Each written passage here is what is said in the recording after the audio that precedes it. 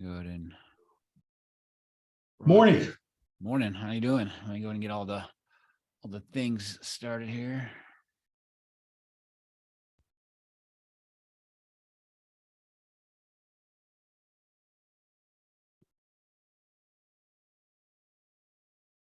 Okay, welcome to the Real Estate Mastermind podcast with special guest Richard Mckinney, who's now the new Remax Gold at Port St. Lucie. How you doing, brother? Outstanding, Emmett. How are you? Doing great, doing great. Definitely very blessed. Well, I just wanted to kind of give one over the world about, who you are. I mean, you and I go way back. And also just to highlight, Richard, is one of the top realtors in this area, and he doesn't use me. For me, about this podcast is about bringing on the best, so we can learn from the best, so we can all sharpen the saw and get better. So that being said, Richard, if you can tell us a little bit about you, for those who don't know, and background, all that. Well, thank you, Emmett. And yes, we do go way back from the old football days over at coaching over at was it PSLAA? Yes, sir. I remember looking. I was in right field coaching a football team, and you were probably right center field, right? Yep. Mm-hmm. Yep. Talk about the good old days. So yes, sir. So I've been in business here since 1998. Mm-hmm. Actually, it was December of 1998 when I started in real estate, and I basically moved here from Atlanta. I had a girl that I was dating at the time turned out to become my wife, and her parents had moved here from Atlanta. They moved to Port St. Lucie, and I came down visiting, and I just fell in love with the area. I love to fish, and so I said, hey, why don't we move to Port St. Lucie? A crazy idea, and decided to get my real estate license and jump in. So that's how I got here. Long story after that. Yeah, very good, very good. Well, you and I had a little pregame, last week, in which some very interesting stories. Notably, like you came from Atlanta, and you said you hear a lot of what your dad used to tell you about folks in sales. Oh yeah. So my father owned a trucking company, and it wasn't a glamorous trucking company. Let's put it that way. He had 9 to 12 old rundown tractor trailers, and my dad kind of did it all. He would work on the trucks and hire and fire and unload trailers, and just did everything around there. And occasionally a salesperson would pull up in the parking lot and walk in the front of the offices, and my mother ran the front offices, so she would send them to the warehouse to talk to my dad, and my dad would be nice to them and would politely say, we're not hiring a salesperson. And when they would leave, my dad would always make a comment and say, no one wants to work anymore. They all want to be salespeople. And I had 2 older brothers that were 10 and 13 years older than me. And they would laugh, yeah, no one wants to work anymore. Well, I thought, hell, I don't want to work anymore. I like to be a salesperson, And so, but in the last few years, the one thing, and actually I realized it right away, is sales is hard. It is hard. It's tough. It's stressful. It's not for the faint of heart. But my father back then was right. Nobody wants to work anymore. They didn't want to work then, and they sure as hell don't want to work now. And they don't even want to work in sales. They want to be influencers, or they want to make videos, or they want to sidetrack the process and try to find alternative means, anything to escape actually selling. And that's just something that doesn't sit well with me. It doesn't sit well with the future of the real estate business. And, that's a large reason why I am, decided to move forward and open my own office, Yeah. So. Yeah, just like I said, you just opened a Remax, which doesn't happen every day. So tell us, what brought you, because you had an established brand. People knew who Richard Mckinney team is. Why do you feel you need to go to Remax, and what they're bringing, and talk about all that journey? Well, I had been contemplating, opening an office for some time. And I had been recruited by other local offices here and there, not so much in the last 4 or 5 years, but I'd really been approached by brands wanting me to open a franchise. Different ones, not just Remax, a lot of the smaller brands. But what really made me choose Remax was when I looked at going independent as opposed to going to a brand, the brand recognition and everything that comes along with it, especially the technology. If I went as an independent, I would be piecing together technology. And I find that a lot of independents nowadays and a lot of agents that work for some of the independents and even some of the smaller franchises are really piecing together technology. Remax isn't like that. It has the technology, but even more than that, everybody knows Remax. It is by far and above the most recognized brand. They sell more real estate than anybody else. And I'm the best. And I want to be the best.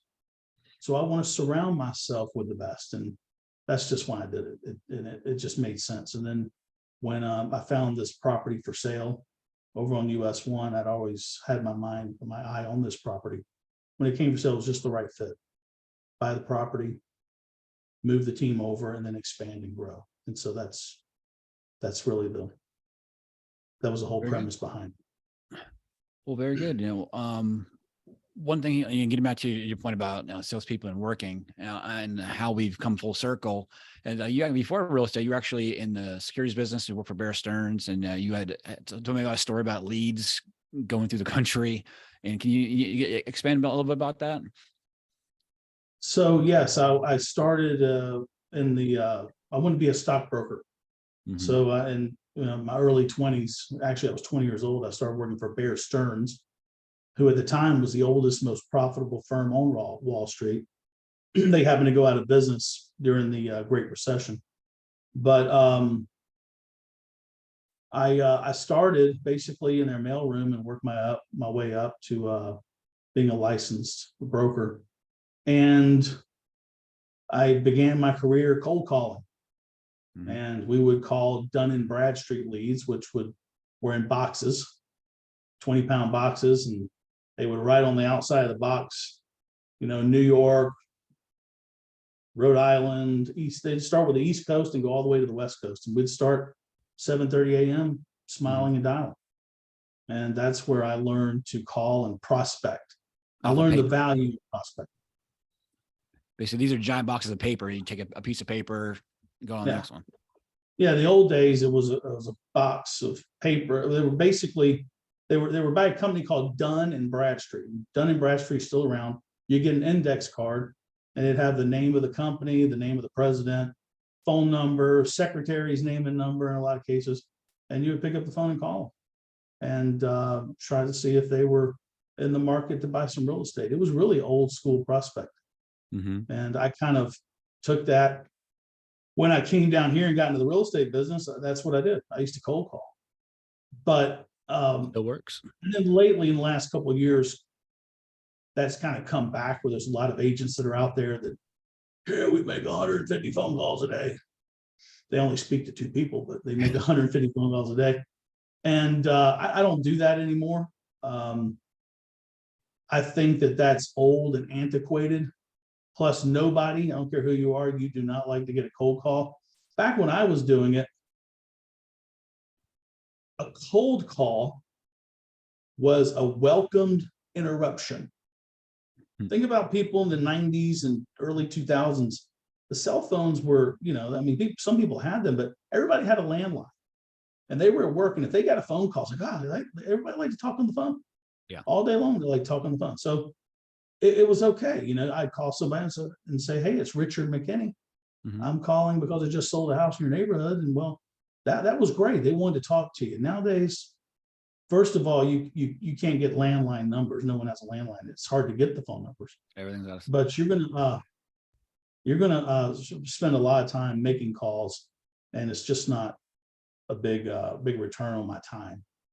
And There's a lot better technology nowadays. There is. Yeah. That was basically, I had you tell a story, but basically show where you came from and where we are now, and how, even though it's easier to contact people, sometimes people just don't want to put in that work. I mean, for me, I think pick up the phone still works, but you have to reach different demographics differently. You mainly text messaging, revolutionize things. Well, we use the phone a lot, Yeah. but we're calling people that contact us. And listen, if you're an agent out there and you want to base your business on cold calling, go ahead, Mr. Blockbuster. Stay on it. I'm Netflix, and I believe in technology and capturing that buyer really early in the process and not doing it. But if you want to be Blockbuster, stay with it. Yeah. It's fine with me. Okay. I transition to one thing we talked about Zillow, and their place in the marketplace. You have been a long-term client of Zillow's, and have had long conversations about this, and you have an interesting perspective. Just talk more about how you feel about Zillow, how you started with them, and how they in our marketplace and going forward. Well, I was kind of against Zillow in the very beginning, but what you have to, if you're going to talk about Zillow or any of these online lead generation companies, you have to go way back. And that's what, and I hear people talking about now, they really don't understand what happened. But prior to, I'm guessing it's 2008, realtors didn't have what they do now, and it's called broker reciprocity. In other words, in 2005, if I had a listing and I worked for Coldwell Banker, if you worked at Remax, you couldn't advertise my listing on your website. And so the realtors got together and they started saying, hey, we should be able to share this information. So I could have a website, remax.com, or Joe Blow Realty, and we could use IDX and we could share each other's data. And I was perfectly fine with that. And as a listing agent back then, I was fine with sharing the data with realtors. Well, realtors were being lobbied in the back end with the president at the time and other people from NAR by third-party companies, and one of them turned out to be Zillow. And they wanted access to that data, and they understood really what realtors, the ordinary average Joe on the street in the trenches selling houses, didn't understand, that data was very important and very valuable. And so realtors made a deal and allowed MLSs to sell the data, and that's how Zillow was formed. And Zillow, I knew when it happened, they weren't going to go away. Looking back on it, I mean, I was against it, but looking back on it now, if you weren't able to share data, you wouldn't have half the realtors in real estate, right? So I figured out a way to use them and other lead sources to get, you can call them leads. I call them contacts. I think it's the same as you putting an ad out in the newspaper. It's just more effective. Yeah. And certain markets it works, and certain markets it doesn't. And certain agents are able to work those types of contacts and turn them into business, and some people aren't. But it's real simple math. If you give me $20 and I give you back 40, how often are you going to keep doing that? As many times as I can. Well, if you're not doing that, then you need to learn how to work a calculator, number one. And number two, you need to get with the times, because like I said before, keep being Mr. Blockbuster. The fact is, that's where buyers are, and that's where sellers are. They're online. They're not going to pick up the phone and call a realtor, even if they know one. They're not. They're going to go online and start www. And they're going to find somebody, and they're going to keep doing it until they meet a good salesperson, someone who's professional and that they feel comfortable with, and they're going to look at houses. So that's what I built my business around. And when Zillow came out with the app, I think it was 2012 or 13, that to me was a sign call. And I called my rep. I was advertising a little bit. I did a little bit, $200-$300 a month. I was probably getting 15 leads a month at that time. Ooh, those are the days. Now $200 a month. That gets the phone to ring once, nowadays. But I just started buying it and building, Mm-hmm. and so Well, very here we good. are. Here we are. Well, so as far as we've had a challenging, 2022, basically rates basically doubled from the 3s to the 7s. We're trending downward, so it's caused a lot of buyer demand to come out of the market. So I think we've absorbed that. So what is your outlook for 2023 and going forward for here in Florida and Port St. Lucie and as well as nationally?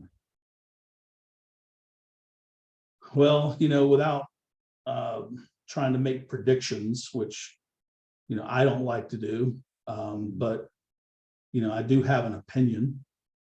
So look, there's a lot of talk out there, and people are talking. The word they're throwing around right now is shift.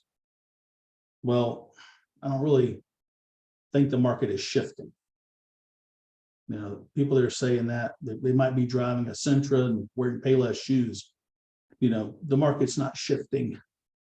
The market is transitioning from definitely the most extreme momentum-based sellers market that I've ever seen, and probably the world has ever seen. And it was driven by panic, fear, and extremely low interest rates. So the increase in values was largely driven by that, and especially in this market where wages didn't go up, demand went up, interest rates went down, and it made things a lot more affordable. So what's going on now? You're going to have a transition where you're coming from that type of extreme market to whatever market we're heading into. You can call it a buyer's market, a normal market, whatever. There's going to be pain in that. That's the market that you really never want to be in. That was 2007. And 2007 was a lot darker, and I'm not comparing the two as far as in severity. But I'm comparing the two as in they're similar. That period of time when we are coming from that extreme momentum-based sellers market and transitioning into something else. You just got a new convertible. You're in Fort Pierce on Indian River Drive. The tide was in, and then it went out. And now you're driving, and you're driving down Indian River Drive, and what's that smell? Well, that's where we're in. That's what we're in. And we don't know if the tide's already gone out, if it's halfway out, if it's coming back in. We really don't know, but it's going to affect things. It's going to affect, number one, first and foremost, the buyer's ability to afford the local prices, which we're seeing that now. It's going to affect the seller's ability to sell at prices that they thought their house was worth, and at prices that their neighbor got, 6 months ago or 8 months ago or 10 months ago. And it's going to affect agents, realtors, title companies, mortgage brokers, and everybody else. So we're just going to have to find our way through it. So you're asking me my outlook. Short term, you see it. That's the outlook. Yeah. I think the saving grace is pure demand and low inventory. And then you also have another saving grace is builders. Builders are being very aggressive. They don't cut grass, mow lawns, pay electric bills very long. They reduce their prices. And so, I think that, buyers and sellers, are going to have to come to a realization that buyers are going to have to pay a little bit more. Sellers are going to have to pay a little bit less. And hopefully everything works out in the wash, but we're going to have some pain points for realtors. And if there's a bunch of realtors on here watching. Yeah, that was my next question. Like, how do you recommend realtors, new and old, adjust to this market? They're going to have to adapt. If you join it as a real estate professional in the last 2 years, you probably don't understand, what you really need to do. I think that the people who've been around a while and have a good book of business, they're going to thrive. I think that what happened last time and that more extreme, and that's another reason that I love the RE/MAX brand so much, is the whatever market you want to call it, whether it's a seller's market, or a normal market that we're moving into, or even a buyer's market.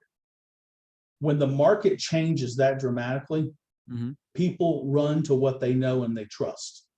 And they're going to run to brands. They're going to run to people who know what they're doing. And that's whatever market, I'm going to call it an expert-based market. So you're really going to need to know what you're doing. You're going to need to work with the right professionals on the mortgage side. And you're going to need to work with the right brokers. And brokers have a lot of responsibility nowadays. Brokers are highly responsible for why we're here where we're at. And so they need to reinvest in their people. They need to go back and retrain and retain and make sure that their agents know what to do. They need to provide lead sources again. They need to teach them how to generate leads. And when they get that customer in front of them, they have to close the deal. We had a customer just the other week they actually called me on Saturday, and he said, we're looking to buy a house. We have friends that lived here and they purchased their house 10 years ago with you. And we have been looking for 2 days, spent 4 hours and saw 3 houses. 3 houses. The agent didn't know their way around, couldn't get in the gate in one place. 2 places went under contract.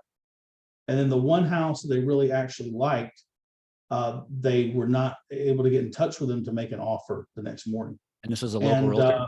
Because I know local realtor. And I asked them to just come in the office and we'd take a look. By the way, they wanted a pool home for under $350,000. Good luck. And the first thing he says is, "Don't tell me they're not out there. I know they are." Well, I said, "You bring a list and I'll have a list." I showed them 5 houses, wrote them up full price on a $430,000 house, pending inspections and everything. Because in 2 hours, this guy was educated about the market. And that's where we need to be. Agents, you're going to have to be better. You're going to have to be better. You better be working with an office that has a lot of listings. And you better be working on weekends, 7 days a week, learning all you can, and become an expert. That's my advice. Very good. Very good. So you're obviously very big on training. And I know, during our interview right afterwards, you had a business planning class for any realtor, not just your realtors, like every realtor. So basically you're inviting folks to your now a new training center. Can you tell us a little bit about that and training? We're doing it. It's something I've always done for my team and for people that worked at, anybody that really wanted to come and join. We just didn't really put it out there that much, but business planning is really where it starts. And we've had 3 of them so far.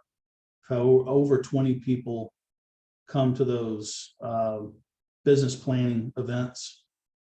I think they're vital. It's funny because I get the same questions at a lot of them. Like what? Well, should I form a corporation? I have a corporation. What do I do? We get a lot of that. Can I really save money? And you get a lot. Where can I? Where's an affordable lead source? You get a lot of that, and then they also ask a lot of questions regarding their budget. Do they really need to spend money on marketing? That's a real big one. But yeah, so the business planning is vital. And just with a business plan, if someone can really go a detailed business plan that we use, it's really vital to their success. Absolutely. You need to treat your business like a business. Agreed. So what are some of the lead sources you're recommending in your classes and how to market? Well, beyond the obvious, your sphere, number one. If you have a sphere, you really need to work that. I don't think that people work their sphere enough. We do, and we don't do it enough, but we do that. So you need to retarget your sphere. There's some technology out there that can help you do that. And then you really need to be online. You need to be that, there's many free companies that you can sign up for and get referrals. There's many of them. I have a whole list of them when I give out. I mean, brokers give out OpCity leads. There's other ones. So I would suggest that agents get involved in that. But more importantly, new agents and agents that are even experienced, but they've seen their business decline, I think they need to be involved in a team. I think that that's a great place to start. Find someone who's very successful. Don't try to reinvent the wheel. If you don't have the money to spend on it or to try to change something, get with someone that's doing pretty good and has the ability to provide those leads to keep your business going and learn. We have an agent that works for me who's 2 years in the business. He sold 115 houses. 2 years in the business. He's dominating that. So if you get on with the right team, or if you're a team leader and you're in the right, lead source, get into that. Find your niche. Find your niche. And it doesn't have to be online leads. It can be postcard marketing, any type of marketing. But now this market, you're gonna have to spend money. You are. Yeah. And it could be a little, it could be a lot. Yeah, just by doing a content and awareness, because that's where people are. I always say, this is the new television right here. So how you showing up on that, in the different platforms which are free. Yeah, so, social media is great, but look at your friends list. If you have 500 friends and 400 of them are realtors, how much are you really doing? Are you just showing off to other realtors? Because that's, you look like a fool. Go out and create a business page and market it all you want on social media and get thousands and thousands and thousands of followers, or grow your followers on your professional page, which you can go up to on Facebook, 5,000 probably. Start, getting rid of all the realtors on there and stuff like that. I've got 14,000 followers on Instagram. We do some business off for social media, but you're going to have to build there. Yeah. Whatever you're going to do, you're going to have to build it. Definitely going to put in the work for sure. And there's different ways. Well, anybody here on the recording here, if you want to ask a question, you can go ahead and ask in the chat. But I think we covered a lot of the bases. Thanks for that, Richard. Well, I don't have anyone asking questions. I'm sure there'll be folks making comments in the Facebook group. If you have any closing thoughts, questions for realtors that you're talking to, the real estate industry, everything. No, I would say, if you're in real estate now, I would go back to the very basics of this business. I'd start with your mindset and take personal responsibility for everything that you're doing from the minute you wake up to the minute that you go to bed. I'd take personal responsibility. I would work on a routine for the business. And I'm not saying beat yourself up, but if you have a customer and they're not buying, you need to take a good hard look at yourself.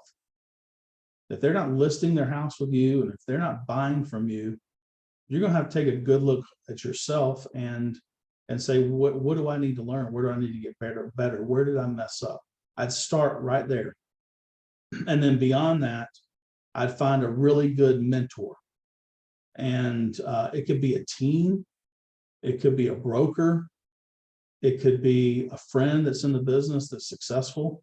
And I would look at those people as someone that you can learn from and or grow with. I'm a big believer in the team concept. And, when I'm opening this RE/MAX office, I'm not really branding my team. We have a team. I still have a team here, but I'm looking to grow other people outside of that. I'd love for my team members to branch off on their own. That's a separate story. But if you're new in the business, I'd find a team. And it doesn't have to be a RE/MAX. It can be with anywhere, but find somebody who's very successful. that is doing it.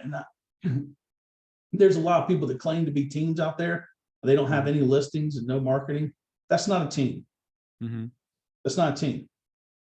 If they're not selling 50, 60 houses a year, they can call themselves a team. They're not a team. I'm sorry. You need to get with someone who's doing that 20, 30, 40, 50 million a year that's wanting to grow and grow in the right way and with big goals. And that's where you're really going to learn is to do that volume. That's the recommendation. If you're a seasoned agent, I'd keep doing what you're doing. I reach your sphere weekly, and you can call. That's one call that I would make. And that's what I really do is pick up the phone and call my sphere almost every day. Between 9 and 10:30. That's it. Call your sphere. Well, cool. Well, Richard, that was a value-packed half an hour that flew by. I wanted to thank you for coming on, and just wanted to, I'll see you out there. Hopefully, we can work on some more business together this year. Absolutely. Thanks for having me, and good luck. Appreciate you guys tuning in. If I can ever be of assistance, pick up the phone and call. I'm an open book. Roger. Thanks. All right, buddy. All right.